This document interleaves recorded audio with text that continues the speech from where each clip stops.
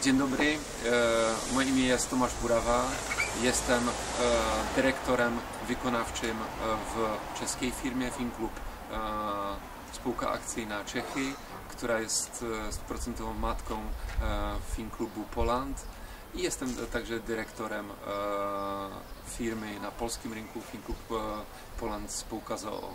Cieszy mnie, że mogę dzisiaj być obecny na otwarciu naszego punktu w Bydgoszczy i życzę dużo powodzenia, miłości, radości i głównie zdrowia.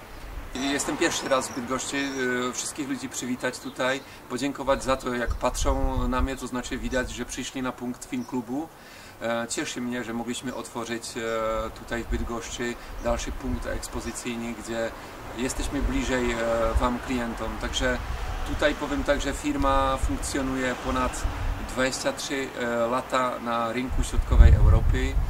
Zaczynaliśmy w Czechach, teraz ponad 10 lat jesteśmy w Polsce, bardzo dobrze nam się powodzi. Produkujemy fińskie suplementy diety w fabryce, tak jak mówiłem, fińskie, tak we Finlandii.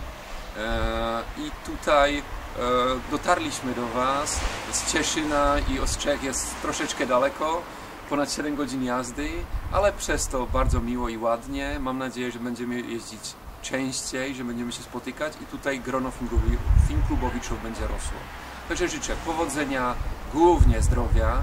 Zdrowie to najważniejsze. A my tutaj polecamy rzeczywiście profilaktykę, bardzo dobre, jakościowe, naturalne suplementy i doradztwo lekarzy i naszych bardzo świetnych liderów. Także dziękuję i życzę powodzenia. Ja ze swojej strony również chciałam podziękować dyrektorowi na Polskę, Tomasza Burawę, że chciał zaszczycić swoją obecnością nasze otwarcie naszego punktu w Bydgoszczy.